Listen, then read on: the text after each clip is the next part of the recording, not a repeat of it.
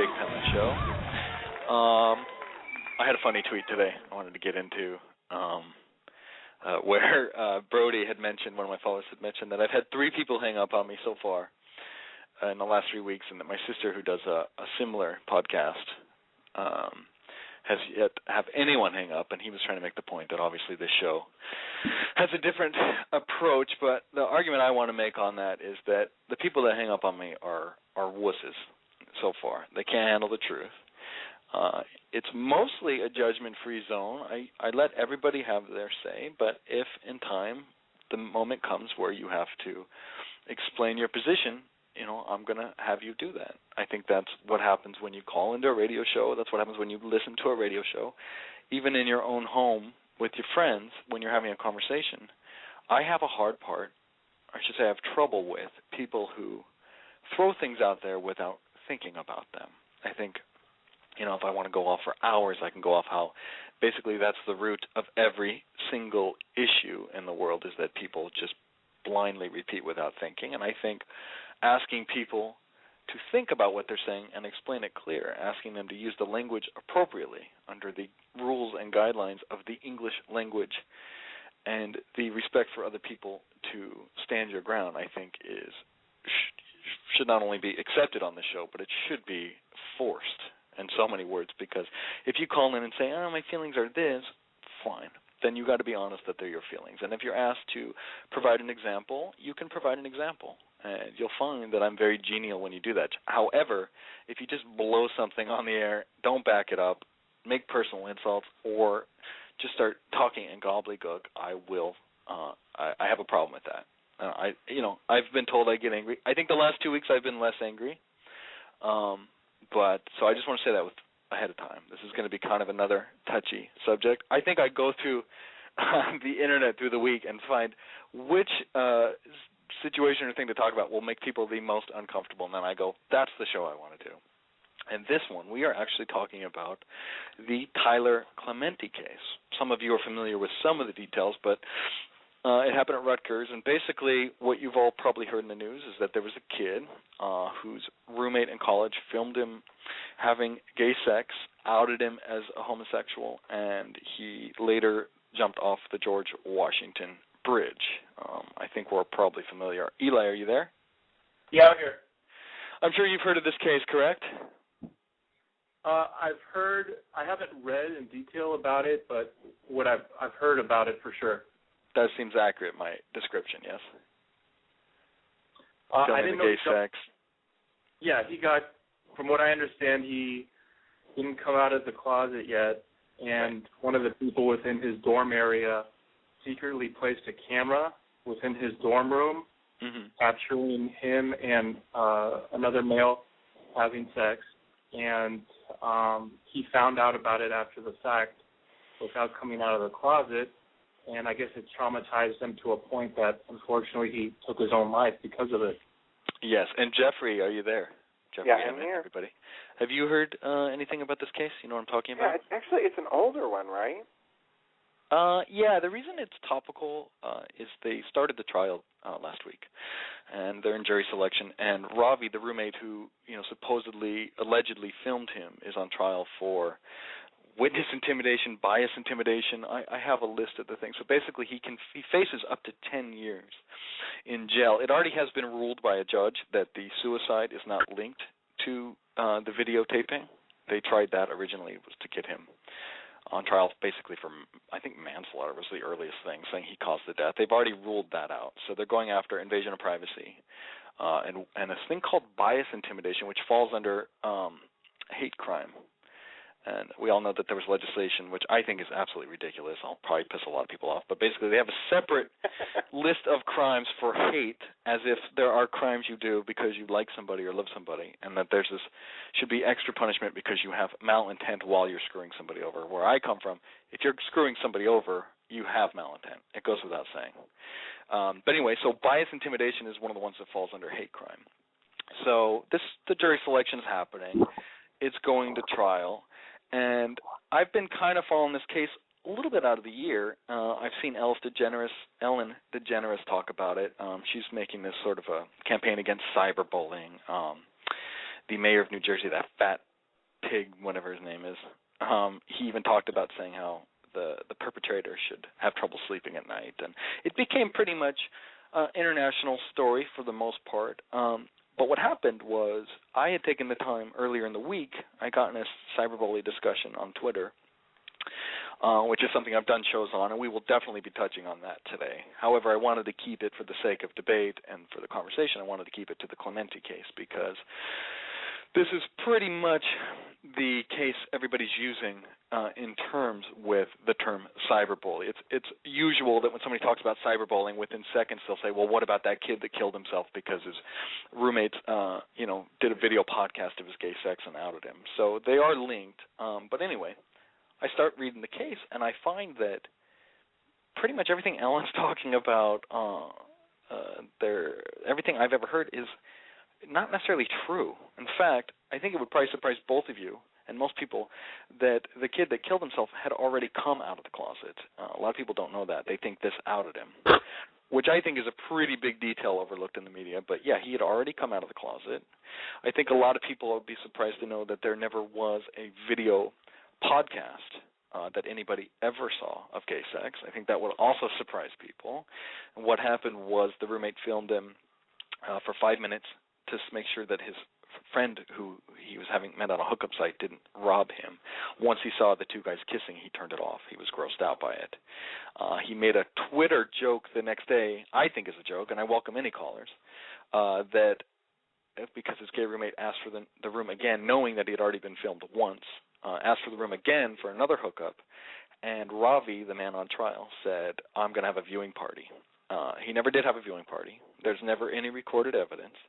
The only thing that was ever seen was by the roommate himself and his friend, who's a girl.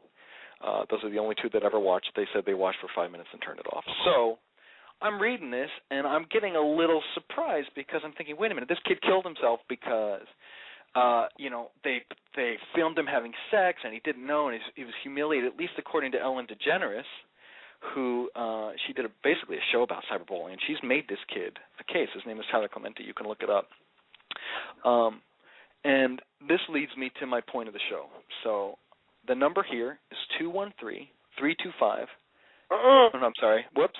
The number is 323-417-6705. That's the guest call, and I almost gave the host number. 323-417-6705. I'd love to hear your thoughts on it because here's the point I want to make. It's twofold. One, cyberbullying is bullshit. It's a myth. It doesn't happen. It's not real. There's a huge outcry by overbearing, wussy parents and people like Ellen DeGeneres in the gay community that want to use this to further an agenda which is completely separate of what happened. Now, I'm not saying that there isn't a tough time for gay people, and Jeffrey, I would love you to chime in anytime, but to say that this kid killed himself because he was outed without it actually being what happened, I think I have a problem with Ellen, who I actually like, using this kid's death for her agenda about cyberbullying and how gay teens are punished when that's not at all what happened. One thing I can't stand is when people use a death to further an agenda, even if I agree with the agenda. Unless, of course, that somebody was martyred, and it's directly linked to the movement. But if you're going to start construing somebody's death to make an agenda, I have a huge problem with that because actually it's very disrespectful to the dead. And Tyler Clementi, the kid that did kill himself, whether he killed himself because his roommate didn't like him, I have a hard time believing. His death was not for Ellen DeGeneres. And that's what I want to say. So call in, 323-417-6705. I see that we do have a caller. Was that Mike? Yeah. The 315. Okay, so we don't have a caller. No. I can tell you, though, I remember reading about this story. Mm-hmm. I think we talked about it during the week on our show over the summer. Yeah. And I think it's kind of crazy. And I don't really understand, I guess for me, I just had a hard time understanding, what was the big deal? I'm like, did he have a small dick? Was that the problem? I'm just saying, why, okay, because somebody caught a video of you? That's no reason. To me, there's other issues obviously going on. Well, the issue is why this kid killed himself. Maybe it was just a coincidence that happened, and then he killed himself. Well, maybe he came was out manic depressive. Absolutely, and this is the reason I have a problem with cyberbullying or even bullying in general. And I get this a lot where people think I'm pro-bully. what I'm saying is, if you're going to kill yourself, if it's, if something, the kid kills himself, and then you find the teachers and the crazy mothers and fathers and all the wussy parents that are out there nowadays, and they see there's a suicide, and somebody's like, well, they were bullied, they start connecting, oh, the bullying led them to the suicide. Now, you have to be really, really, really weak to let bullying take you to suicide. Now, it can make high school terrible. It can make you sad. It can make you cry. It can make you shy. But it should never, ever make you kill yourself. And I don't believe there's really a case that has. And I'll tell you why. Like you said it best. If you're to the point of suicide, this is obviously an ongoing issue. This is obviously something that's been bothering somebody for a long time. There's also some other issues of depression or manic depression, whatever you want to call it. It's not because somebody made fun of you, okay? That's just the extra straw on the camel's back. We were all bullied. Some days we've had people say mean things to us from time to time. We're all here on the radio. None of us have killed ourselves. So this myth that's being perpetuated, and I think it's, I don't know who it is. It's just crazy people. And they're everywhere. They abound everywhere. And everybody's overreacting to the point where most of the people that understand this case, for example, don't even know the details of it. But yet they're outraged, like Ellen DeGeneres, who's outraged by it without any knowledge of what actually happened, shows me that they're being psychotic in their reaction sense. She's obviously had issues. She's a homosexual. She came out of the closet. She's obviously probably been, ostracized in some way growing up for being gay. But that's a separate issue from what happened to Tyler Clemente. Right. And the most important thing to say here is not only is bullying kind of a myth that it would lead you to suicide, but cyberbullying, because somebody said something mean to you on the Internet where you can block people, where you can turn your computer off, where you can choose not to even read it. It's not a slap in the face. It's not a punch. It's not like they're trapping you in your locker and urinating on you. It's not even bullying. And yet now we're to the point now where parents, and I fought with them on Twitter. I wish they would call in. I think they're scared to. Sophie Kitten, I think was her name. Who basically were accusing me of being pro-bully, and they're not listening to the point. They're overreacting. It's very simple. Tyler Clemente killed himself because he was disturbed and he had a tough childhood. It wasn't because his roommate filmed him having gay sex. So this agenda for cyberbullying or for anything with Tyler, his death, let's not let this kid die in vain. Okay, he killed himself. I did find it interesting that he did come out of the closet to his parents 2 weeks before he started college. And by all accounts that I could find, his father was open to it. However, his mother refused to accept it.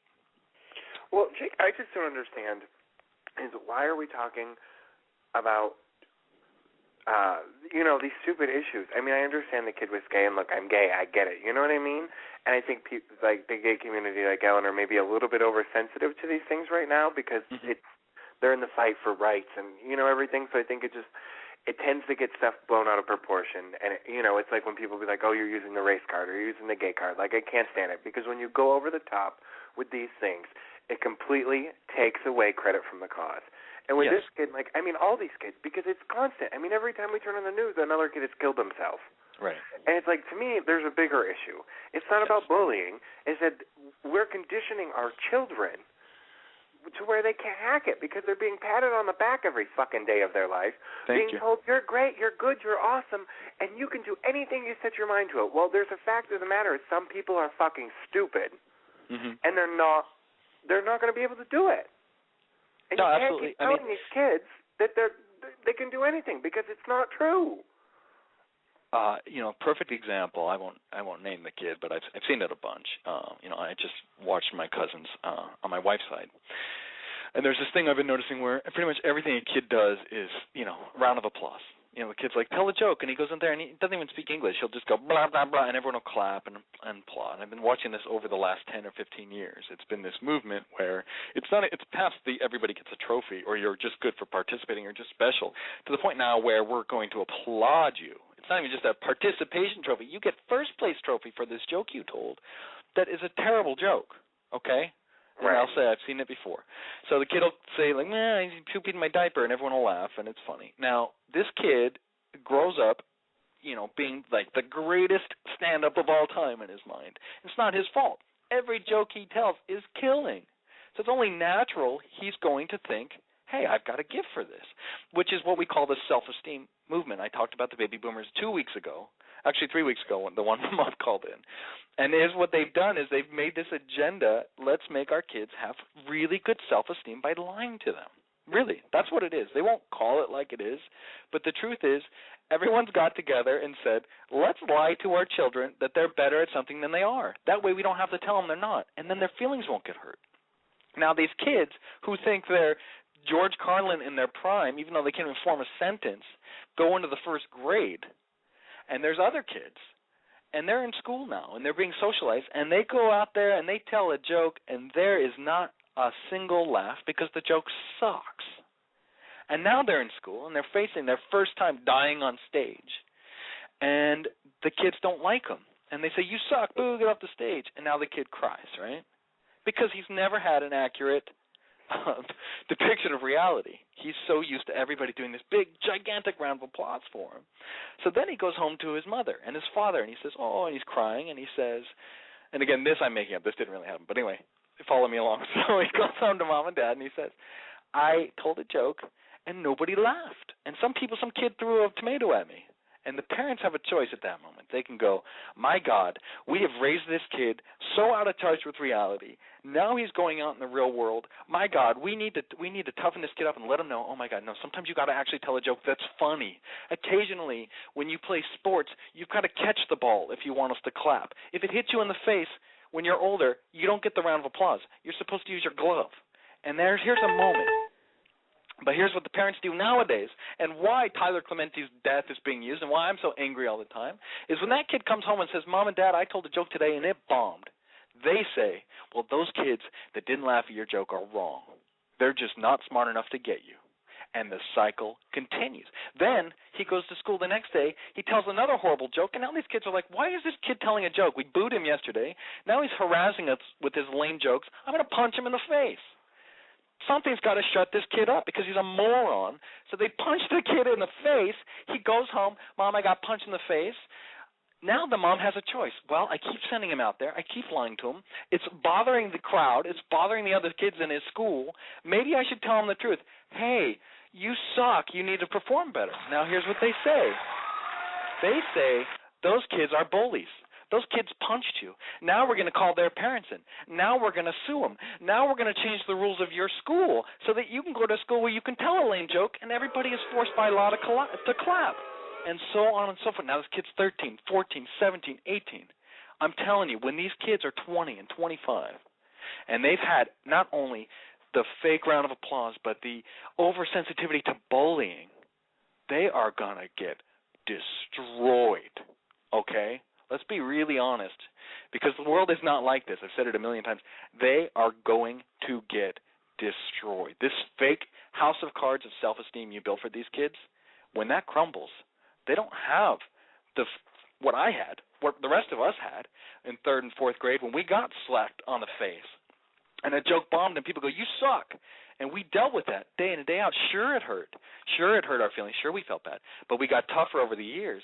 And now to the point where, someone can insult you and you go, I've heard worse. Okay? We've had a whole lifetime of learning how to deal with this. Okay? That's why I can handle an insult from time to time. That's why, I train martial arts. If somebody slaps me, I don't get angry. I don't take it personal. I've worked on that. Because I've been slapped in the face. I've been kicked in the face. Because I've been kicked in the face, I know I don't want to be kicked in the face. I know I have to keep my hands up so that I don't get kicked in the face. I didn't get my instructor fired for kicking me in the face. I learned to defend it. And that's the thing that drives me crazy. When I see this Tyler Clementi thing, now you have journalists who are the same way. These journalists nowadays, these bloggers that are breaking these cases, they're idiots like those kids I tell you about. They were raised by their parents to say, you don't have to get a journalism degree. You don't even have to cite your sources. You don't even have to study facts. Just come up with a crazy headline, gay kid kills himself because of gay sex film. Don't even do your research. Put it out there, and now everyone will talk. And now you get hits on your blog site. So now you have this crazy thing going on where nobody's even checking their facts. I mean, I watched All the President's Men of Woodrow and Bernstein. There used to be a journalistic integrity in this country. Now the news, like Fox News and you name it, it's profit centers. Now it's about sensationalizing the truth and twisting it for ratings. And here's a kid who killed himself, in my belief, because his mother didn't accept him for being gay, which any gay man knows, or gay woman, when your parent denies you, when they say, I don't accept you, that will make you want to kill yourself, not somebody filming you. And here's the thing, that mother's off the hook now, Tyler Clementi's mom. She turned her back on her son. If you're a gay person, if you're in the gay rights agenda, you should all be going after her. You should say, hey, you know what, he came out to you. He was brave. He came out to you. You need to accept him and love him unconditionally. Now they're going after his roommate. And his roommate, if you start reading the case of Robbie, he didn't even have a problem with him being gay. He had friends that were gay. He just said, he was the gay kid that killed himself. He brought a guy home who was 25 years old. He was worried about getting robbed because they were sharing a room. He's like, you're bringing home some guy I don't know. What's going to keep him from stealing my iPad? So he put a camera on. That's why he had the camera up. He's head gay. He didn't even care. But here's the thing, this mother is off the hook. She doesn't have to take responsibility for turning her back on her son. And I know it sounds like I'm dancing all over the place, but it does connect, because in the same thing with cyberbullying, that's what these mothers and fathers are doing. They aren't preparing their kid, and instead of taking responsibility for not preparing their kid, they're blaming everybody else. They're blaming bullies. They're blaming the schools. And now they're having this thing where they have legislation, and there's new term cyberbullying, which is not bullying. It's somebody making fun of you on the Internet. Toughen up. For Christ's sakes, toughen up. Bullying in my day meant you got punched in the face, not somebody said, oh, you look fat in that picture. The kids are so whiny and pussified. Well, and these parents aren't being held accountable. They're going after the bully. And again, I know I sound crazy because I'm sitting here saying, hey, give the bully some love, but it's a necessary evil. A bully toughens you up. You have a choice growing up. I was bullied like you wouldn't believe it. I remember the kid's name. I remember the kid's name. His name was Jordan. And I went to a school that sixth graders and seniors mixed. And he was at 12th grade, and I was a fat kid in the sixth grade, and we played dodgeball every day. Somehow I was in his PE class, and he hated me. And he would throw dodgeballs at my head. He'd call me chunky. He would grab my boobs and my belly. I mean, this is bullying. He would punch me. Him and his friend. I remember his friend had a swastika tattoo on his hand. And he called me Jewbag and punched me. And they threw me in the lockers. I went and told the principal. They threatened to kill my family. That's actual bullying. There was physical intimidation and psychological intimidation. And I went into a shell. Okay? And I didn't know what to do. I know what it's like to be bullied. But you know what? I'm a confident man now. Because when Jordan left, and I stood up to his swastika friend, I remember him, I stood up right to his face, and I said, I'm going to kick your butt, and I swung at him. I missed. I got beat up, but he never messed with me again. Wow, 7th grade, 8th grade, 9th grade, 10th grade. You look at me, Eli went to school with me by 11th, 12th grade. I was the bully, bullying 3rd and 4th graders. I was awesome at it. And here's the thing. I'm a confident man. You know, and it's because I stood up to the bully. Had I gone home when the swastika kid was beating me up in Jordan and told my mom and the school said, well, we're going to get him arrested and we're going to pass hate crimes for you, I would be the biggest puss nowadays. You know what I'm saying? I'm out of breath. I'm sorry. That came out of nowhere. I just see that I have a call. I think it's my sister, Jenny. Are you there, Jenny? Yeah, I'm here. Is that my sister? Hey. Yep. Sorry, I didn't even look down at the computer for the last 10 minutes. I'm heated. But anyway, what's up? Nothing. I was just calling to say that I think I like the point you're making. I have 4 boys in the house, so there isn't any non-bullying. I mean, there's never a time where there isn't some kind of teasing or taunting. Right. And I think that boys learn how to handle things, and girls, too, learn how to handle themselves and handle things by learning how to deal with adversity. But I think what you're talking about with the Clement case, or Clemente, how do you say it? I think it's Clemente. Clemente case. I think what gets overlooked is everybody wants to find what the problem is and who to blame so that we can fix it, you know, or be victim to it, whatever that person's mentality is. But I think, you know, a lot of times what gets overlooked is mental illness. People don't kill themselves when they're well, you know. And I think mental illness can mean a lot of different things. It can be exacerbated by what you eat or the people you're around, or constantly getting the same messages sent to yourself by yourself or by other people, and it affects your mental health and stuff. So it's like, you know, when people are talking about who do you blame, the school, the mom, the kid, or, you know, people who are afraid of homosexuals, or the kid with the iPad. I mean, I don't really think there is an answer to that. I think that you can't blame anybody. You just have to try to understand the situation better and hopefully, you know, be able to provide people with resources so that they have options when they're feeling that way, you know. Because my kid's like... I'm sorry, I think it's a good point when you say mental illness, and I know it seems like I've done this topic 1,000 times, but I have new followers every week, and I think it's really important. It's not something I feel like, oh, I've talked about it, move on, but mental illness, I've done a lot of work on that on this show and in real life, and to me, I feel there's danger in that because it's almost the same thing. It's almost like saying you have this illness. Like you have this, I'm not saying this is what you said, this is just a problem I have with a lot of therapists is they'll say, well, who do we blame? There's obviously something mentally wrong with the kid. Maybe he had whatever, and then they make up some new thing. He had social anxiety disorder, which, 20 years ago you were shy. Or he had depression, which 20 years ago meant you were depressed because your life sucked. Now it means you have some brain worm rooting around in your brain, and it's some biological difference to you, which is not proven or backed up by science. That's all for people who are looking for a pharmaceutical cure for it. What I'm talking about is more like kind of like a spiritual approach to it, because like the way I see mental illness, because in our family we've had to deal with it on a lot of different levels, and there are major like clinical levels where the person cannot function unless they have like medication. I've seen that very rarely, but I've seen it. And then there's the situation where people are unhappy. What? I'm saying there's always exceptions. Like, yes, there is like schizophrenia, and there's like people literally are born, mentally retarded. I mean, there's obviously there's illness reality and to it. Yes, but and there is a percentage. But I'll tell you one scary thing. 20, 30 years ago, the numbers were I think something like 3 or 4 million Americans had this mental illness, and now we're talking almost 80 to 90 million are I think I think everything's overdiagnosed, ADHD, all that. It's all like, okay, that means what? Like sweaty palms is a thing. Yeah. There's a clinic you can go to cure your sweaty palms. That's a ruse. That's all. Yeah, we make stuff up. I mean, we literally just one of my favorite wrestlers is Randy Orton, and his storyline was he had this thing called IED, which stood for intermittent explosive disorder. And, we'd go around and he'd break people's legs and attack them in the hallway. And he came out and he did an apology, and they wrote it into a wrestling script, which was brilliant. He goes, I'm sorry, I have IED. And I laughed for days because, in wrestling, it's known that you're faking and it's these funny storylines and he's being the bad guy. But that really happens every day in this country where people go, oh, I have, BRAPK. And it's just made up that day. And it's like, it's the same thing with the suicide. It's not necessarily about blaming or wanting to blame the mother. I think that when you kill yourself, when you actually go through with murdering yourself, that the point of, I have sweaty palms and I might have a mental illness, that's kind of the line that, to me, gets crossed. Because how can you go through with that? There's been so many times that I'm the fat girl everybody's making fun of. I'm getting bullied. I'm locked up for 5 years in places I shouldn't have been at, seeing things I shouldn't have seen. There were several times where I sat there and went, I'm not going to sit around and wait 5 years. I should just take myself out.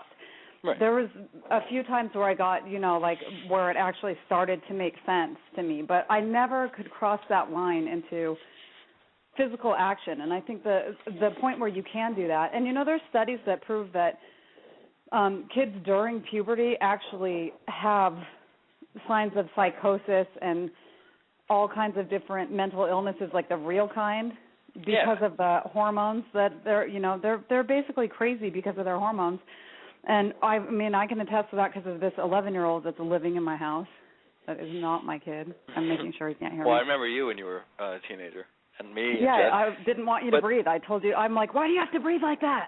Why do you have to breathe so loud? Here's the point I'm making. We as humans have the same basic brain and body that we've had for hundreds and hundreds of thousands of years. And the old days when you were a teenager, you were called bratty teenager.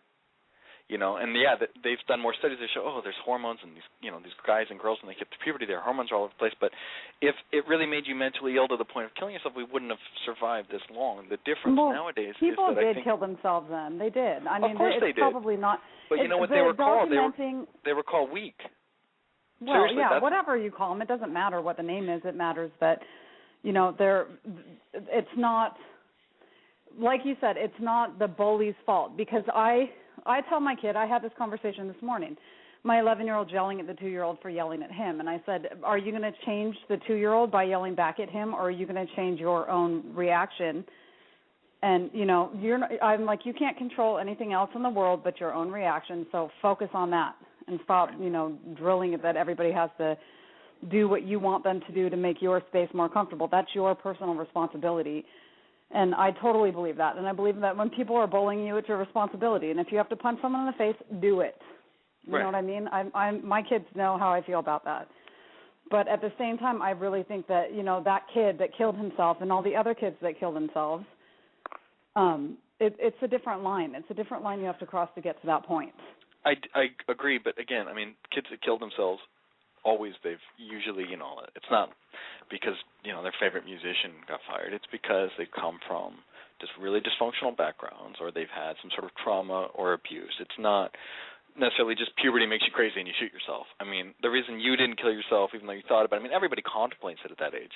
What separates those of us, I don't look at it as mental weakness or mental illness, I should say. I look at it as a lot more trauma. Something happened to them that they could not justify or get over. That's why I'm saying it's broad to say mental illness, because trauma is and does cause symptoms of mental illness, and it does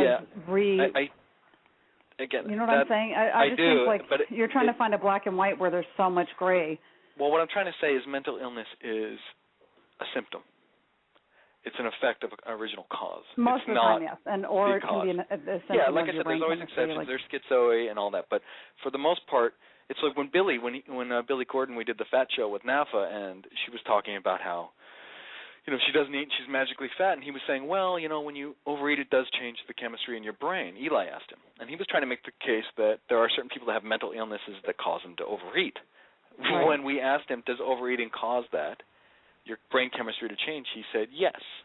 And It's a similar conversation I get into a lot of people. Just even if you say mental illness or you have a designer illness, to me, it's just a simple semantic thing, which is saying something happened to you. There's a trauma or a dysfunction. And yes, if you drink a lot, you become an alcoholic. You become addicted to alcohol. Your body chemistry will change. If you are depressed because you have a depressing life, over time your brain chemistry will change to a depressed brain. Now, I agree with you that there's paths that lead to that happening. I don't think that it's just, sometimes obviously it does come out of the blue as an exception, like we said, or you're born with it or whatever. I've seen people who go into a postpartum psychosis that there's no other explanation besides chemicals. There are people like that, but the postpartum I see what you're saying about it's from the hormones of the pregnancy, correct? So there is, there's a cause. It was something that she had in her family, that when the women had babies and the hormones changed or something, it triggered something right around age from 16 to 24. So all the women in her family went psychotic, literally psychotic. This girl would take my makeup and throw it in the toilet and poop on it for no reason and just stare at me blankly and walk down the hallway with maxi pads falling out of her pants and just stand there and stare. This was psychosis. This is not something. And I'm not arguing that's probably true, but you also, it's possible she was abused by her abusive parents and she's just continued the abuse. I don't know. Something, because she wasn't like that before. She wasn't like that. See, when she was pregnant, she was probably always a little off, but they said when she was pregnant that she was functional and, functioned within society, and then once she had the baby and her hormones changed. I really think postpartum, I had postpartum, and I know that it's chemical. No, again, this is the root of the argument. I'm not saying there isn't chemical illness or there are hormonal changes within the body, and there's always exceptions. There are innate mental illness, but for the most part, I'm talking, in the 95 percentile. There's no rule. There's always exceptions to a rule. No, I get what you're saying. Don't say it again because I have to go. I get what you're saying, but what I'm saying is finish. The mental illness thing. Shut up for a second. I have to go. Those traumatic things do end in mental illness, and they reiterate mental illness, and they, exacerbate it, like I said. But the mental illness is still real, and I love you, and I'm going to continue listening to you, but I got to go. Love you. Okay. Love you, bye. So, just to clarify, because I know this kind of talk, whenever we talk mental illness, I'm sure a lot of people just zone out, but the critical issue is, and we've done this before, Eli and me did a show with a doctor who backed me up word for word who was and Billy's, a neuroscientist. This doctor was actually a doctor that developed prescription drugs for depression. She was obviously on the flip side of the argument from me because I was saying that drugs were wrong. And by the end of the hour, she admitted that I was correct. And I'm not doing a victory dance, but I'm trying to say even doctors and therapists, that a lot of you are listening are thinking, well, Jake's talking out his ass because surely my doctor. They will tell you, if they are asked the proper question, that I am correct. If you don't believe me, you can do your own research. But there is no medical backing in the medical community whatsoever that there is, outside of the obvious things like whatever, people that hear voices. And there's just people that are born batshit crazy. It happens. For the most part, in the 90 to 95 percentile, the term mental illness is not the proper term. It is not a mental illness. It is from some sort of trauma or abuse or neglect, and the brain changes. The chemistry of the brain changes from years of neglect. For instance, the argument I'm making, to use a better example, is alcoholism. It's believed now by many people that it's a disease and that you're born with literally having alcoholism. It's not the fact that you drank too much, like we did with the fat lady 2 weeks ago when Jeffrey brought that up. It's saying your brain is, you're born addicted to alcohol in your brain. When you're born, you have alcoholism. Okay? So alcohol triggers you. You just can't, you're just magical. Because when you drink, you go off you go have sex with crazy people and cut yourself because you have a mental illness. And the truth is, that is not the truth. Something happened to you. You are traumatized. You are drinking to suppress the feelings and to escape. You are drinking so much to do so that your body physically becomes dependent on alcohol, as if you would if you smoked a cigarette every day, every 10 minutes, you would become physically dependent upon that cigarette. Your brain will become dependent upon alcohol. That is a real thing. But it comes from shoving alcohol in your mouth every minute of every day.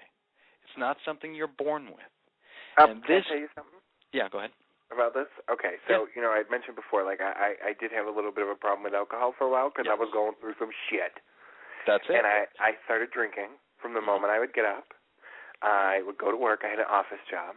On my lunch break, I would go to the liquor store and get the little bottles and drink those. Right. Go back to work, leave work at 5, and by 5:30 I'd be in the bag. Right. I got to a point where I called and said, maybe I need to go to a meeting. I went to a meeting, and I'm like, dude, I'm not one of these fucking idiots. These people are a mess. I can deal with this situation. I mean, It got to a point, and the reason why I called for help was because when I wasn't drinking, I was getting sick. Right. So I knew something was on. Obviously, I'm getting physically addicted if I can't go a day without drinking without being sick. Right. So, okay, I went to the AA meeting. I went to 2 of them. Was like, fuck this shit. These people are just fucking making excuses for shit. I'm not loaded. So I stopped. And I just got a grip on reality and realized what my problem was and admitted to myself what was wrong. And, I mean, I still drink, but I don't drink like I used to, you know what I'm saying? Maybe on a weekend or whatever when everybody's around. I'll get hammered like anybody else, but I'm not getting drunk at 9 o'clock in the morning with breakfast. Right. But I think it's people something that don't you can know, control. It's a frame of mind. Yes. And you need to take responsibility for your own actions and stop being a pansy and blaming something. The Jake Pentland Show. Take responsibility. So, again, for people that don't know or haven't been to a meeting, do they tell you that? Do they say, yes, you can take control of drinking? No. What do they say? They say, once you're an alcoholic, you're done. You can never touch it again. And it's not true. And, I was a wake and baker there for a while, too, where I was smoking pot every day. And I just don't. I have a hard time, with the whole Whitney Houston thing dying. I don't get it. Because you have control of your body. It's a matter of you wanting to change. Or Michael Jackson, when he died, I'm not saying that doctor was a good doctor by any stretch of the imagination. Sad thing is most psychiatrists, and I'll say most, are like that guy. If they got a bread and butter client like Michael Jackson, are you kidding? They would fucking be writing script over script over script. Exactly. It's a business to them. So everyone's mad at this doctor like Michael Jackson's some normal kid. This guy, we all know Michael Jackson was not a normal dude. We all know that kid had demons.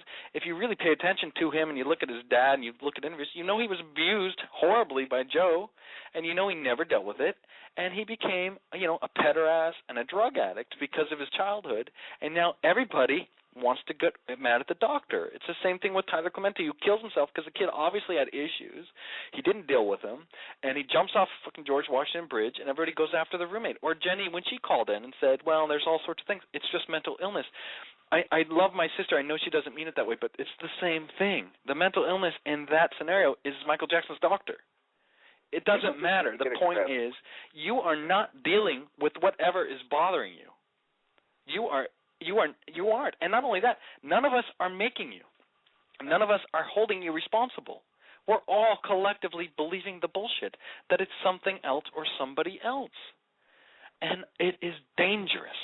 I can't stress you enough. I know that most people listening see me on a reality show with my mother and assume I'm just some fat, bald kid that's so happy-go-lucky. And when I talk this way, they're like, what is wrong with this kid?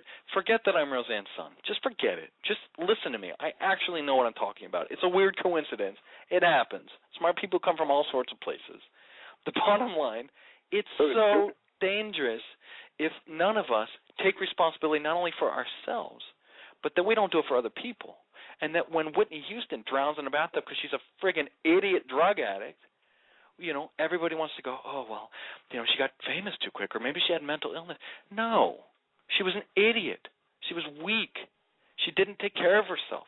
She didn't take responsibility. And yes, sadly, she probably had a fucked up childhood. Something somewhere along the way made her exposed, and a lot of people think she was the sweet girl that married Bobby Brown and he beat her, and now she was an idiot because she went with Bobby Brown in the first place, okay? She was an idiot to be attracted to that idiot. He's not any more responsible than she is. She's the one responsible. She chose that guy. She chose to do drugs, and everybody wants to blame Bobby Brown or the music industry because the Whitney we knew was so you didn't know her. You saw an image. You saw a made-up image with Clive Davis where they had a machine behind her, painting her face and writing her songs and telling her how to do it and producing. Same with Michael Jackson. These are people like you and me. They're not different. And if you put makeup, you find the most screwed-up follower of mine who's got serious issues, and you put makeup on and they had a good singing voice and they became famous, they're still screwed up. So why is it so hard for any of us? And I know it is because I get hung up on all the fucking time. And I get in fights all the time because all I keep saying is, wow, look at yourself. Take responsibility. Quit blaming the bullies and the doctors and the druggies and the community. It's you. Okay? I never jumped off a bridge. I told you a story. I got bullied. I got beat up.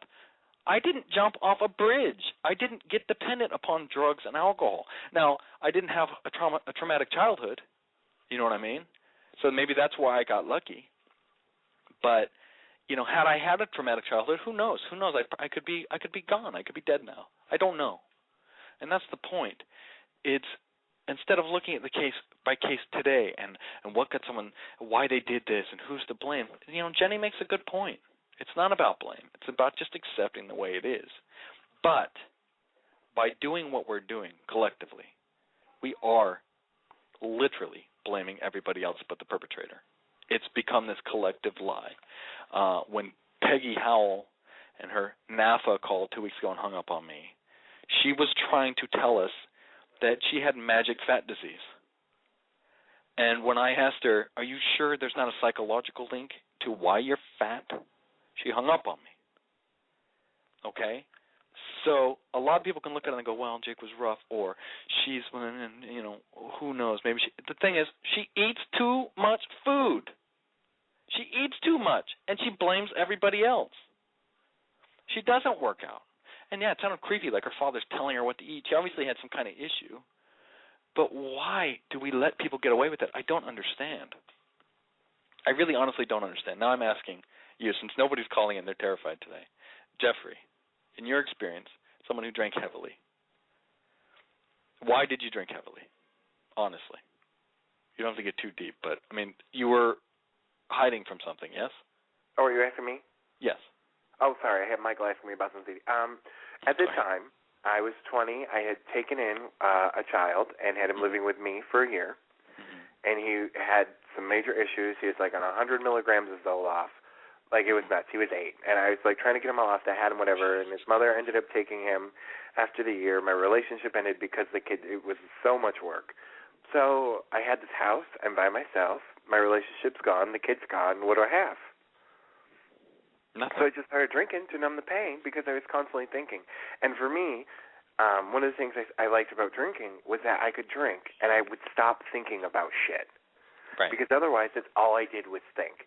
And it just got quiet. And I could go to the club, I could go out, I could dance, and not give a fuck about what's going on in my life. So that's what I did. I used it to numb the pain. I self-medicated myself. But you didn't really, because the pain, obviously, you weren't dealing with it, so it was still there. But it gave me a few hours of reprieve, Right. But then I think that's something that changed. So now in my life, I know that when I'm in a bad place or something's wrong, I just stay away from alcohol. I just don't drink. When you stay away from alcohol, do you think about what's depressing you? Yeah, well, this is the thing. Or do you still avoid it? Like, did you transfer an addiction, or do you deal with it? No. Well, I mean, I'm fat again, but I mean, I've always struggled with weight. Well, there you go. So, but I'm saying, here's the kicker part. When I stopped drinking and going out as much, I started gaining weight. But then, there's a part of me that I like to drink because it is fun. I do have a great time, and I love to go out and dance. So, there's days I would go out and get fucking hammered at the club just because it was fun. Like, there wasn't nothing wrong. I was just wanting to get trashed and hook up with somebody and be like, well, it was an accident. Right. That happens. But, again, I know the end of the careful. Day is... I have to pay attention to what's going on, and I have to be honest with myself as to why am I feeling like this, what's wrong, and what's the real reason behind it. And how am I going to solve the fucking problem without taking a pill or drinking a drink or doing whatever? You know what I'm saying? Like, yeah, I do. I mean, that's what I don't like being on medicine. I was on Zoloft when I was 16, and I'm like, fuck this shit. It's not for me. Like, I'm not the one. It doesn't do anything. That's the craziest thing about antidepressants. They don't work. They really don't. Like, I have anxiety now, and I deal with it. You know what I'm saying? Like, I know what I have to do to work myself through it. It's not easy. I'm not always successful. Right. But at least I'm doing it on my own. There's days I go batshit crazy and I'm off the wall. But you know what? I'm working on it. And I can say that 9 times out of 10, I have myself under control. There's days that it's worse than others, but I don't need a pill to solve that. I know, exercise. I'll clean the house, get the endorphins going, listen to better music. It's very simple things that help. And that's why I have such a hard time with all these people killing themselves. It's like, you know what? They just weren't taught how to deal with their emotions. Or they're just weak. I mean, seriously, why is it so terrible to say somebody killed themselves is weak? Well, because why does that make people? Because I know when I say that, people kill themselves. Yeah, and again, I'm not saying it's I'm dancing or happy about it, but he obviously either was weak or the trauma was too much to overcome, which is what I really think it is. Because I don't, I've had friends that had, in high school. I have one friend, he'll remain nameless, but he had a hard time, let's just say that, and he contemplated suicide. He was very open about it with me.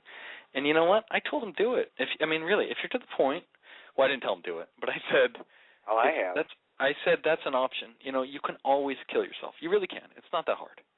So why not try and fight it one more day? Why not try and figure this out? Because you can always blow your brains out. And I said, I'll do it. I'll put the plastic down. I'll bury your body because, you know what? Sometimes for some people, it's just too much to overcome. I watched The Human Centipede last night, okay? And I was watching, you watch a movie and you go, what would I do? For those of you who don't know what The Human Centipede is, you can look it up. But let's just put it this way. Had I been a member of The Human Centipede, I had been in the middle, and I managed to escape, I guarantee you, there will be mental illness after that fact. I will either become a pill popper, alcoholic, or I may just blow my brains out.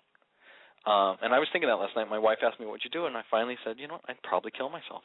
I don't want that image. That's trauma that I don't think I could ever reconcile. And no amount of pill or drug would ever make that okay. And there are people that have that. I mean, Dr. Gordon, who called in, he was talking about his parents, both his parents, before he was 6 years old, sexually molested him. I mean, he didn't kill himself. He's a strong dude, but I don't judge him for it. And then in that case, I wouldn't call him weak if he did it, because I don't think you can ever really get over that. I don't think you can. Your ever mother be and okay I got with into that. What's that? Your mother and I got into it over that on Twitter, because she was talking. I know Michelle was a part of the Twitter conversation and whatnot about being sexually assaulted or molested or everything that's gone on. And I'm like, you know what? It's something that happened to me. It wasn't right, but it doesn't define who I am. Right. And your mother completely disagreed with me, and maybe you do. I'm sorry, but it's something that happened to me. It doesn't define who I am, and you can move on. You have to forgive, and you have to just move on. You know what? Accept it. Well, it happens. I'll put you this way. In theory, you are correct, and that is a very noble position to take, but you have to understand, for someone who doesn't know you that well, when you hear that, that's also what a lot of people who don't deal with it say, which is also dangerous, because everyone has that one friend that's like, oh, yeah, I'm over it, even on a little thing, like you have a friend who's a girl who's, like, broken up with her boyfriend. She's like, yeah, I'm over it, but then you go home and she's crying, she's looking at pictures of him, and you want to tell her, you're not over it. You're not. And then they do this thing where they come out the next day and they're like, yeah, and they're telling all their friends. You know, they're giving advice like, you just got to let it go. And then they're home that night crying over it, and you want to just smack them, going, quit talking like you're over it when you're clearly not. Now, I'm not saying that's your case. It wasn't like it just switched. You know what I'm saying? It took a long time where I didn't understand.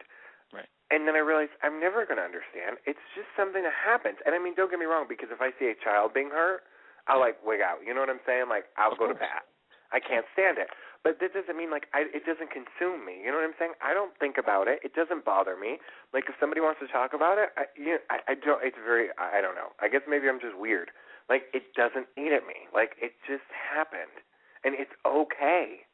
Because it doesn't change who I am. Like, it's not me. It doesn't, it was their fault. It wasn't mine. Yeah, I think you're absolutely right. So why am I going to let it bother me and ruin my fucking life? God, I'm swearing. Sorry.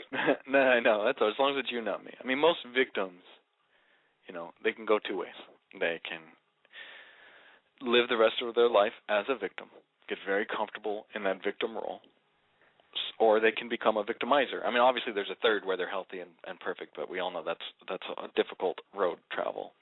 And certainly in the early stages of acceptance or dealing, you're not going to be perfect from the start. You're going to be either a victim or a victimizer. Let's just be honest. That's why most sexual abuses, I mean, the highest percentage in the 90s, again, the abusers were sexually abused themselves. Because when you're victimized, you don't reconcile it, and you can either, you know, just live your life drinking and cutting yourself and feeling worthless and be all emo and depressed or whatever, or you go out and you start trolling for other kids to hurt, because you want to transfer that. That's what happens. There aren't child molesters. They're not evil. They're not from the spawn of Satan. They come from under the ground, and they're possessed by demons. They're not mentally ill, born with it. I mean, there's always exceptions. So for the most part, these were kids that were innocent kids, like you and me. Well, maybe not you, it sounds like, but other kids. And they were abused, and they were traumatized, and their fucking brain exploded. Well, and this is the thing. But nowadays people will say, oh, well, they're evil, and they obviously were born that way. And it's like, it doesn't matter the overwhelming evidence that is shown. When they talk about the amount of people in prison for violent crimes, it's like 70% were sexually abused or violently abused. It's like, this is why I'm so angry. It's right there in front of us. Read a fucking newspaper. Now I'm swearing. It's an abusive culture, you know, and that's one of the things my mom always tries to say. The world sucks. People are screwed up. I'm sorry. You know, we want to talk about cyberbullying, and this kid got his feelings hurt, but you know what? Far worse stuff happens every second. Someone right now is unable to protect themselves, and something terrible is happening to them as I speak. That's the world. It sucks. But instead, and I'm offering a solution of how to help these people, which is get them in therapy, get them dealing with them, talking about it. And some of them it's too much and they can't take it, then don't sit here and get all Judeo-Christian on them and tell them they have to live and survive. If they can't handle it, then they should be able to kill themselves. That should be their choice. And here's people that are living life and they're not dealing. And then they drink or they overeat or they do drugs. And then they have people saying, oh, it's just because you're fat. You must have a genetic disorder. Was your parents fat? Yeah, my parents are fat. Oh, it's genetics. You have the fat gene or you have the alcohol gene. And now these kids are going, oh, my God, I just have a gene. Oh, thank God. It's not the fact that my uncle butt raped me. It's that I have this weird medical condition. Now I'm special. And then back to my narcissistic thing I said 2 weeks ago when I said everyone's so narcissistic. It's kind of the point now of mental illness where people are like, well, I have a special mental illness. That's how crazy we are. Deal with the fact that something terrible happened to you. It's going to suck. It's going to seem like the hardest road because it is, because it requires honesty. It requires reliving that moment time and time again. It requires being a victim. It requires dealing with things of, why didn't I protect myself? It's going to mess you up like crazy. But here's the thing. It's messing you up already anyway. You're not getting out of this okay.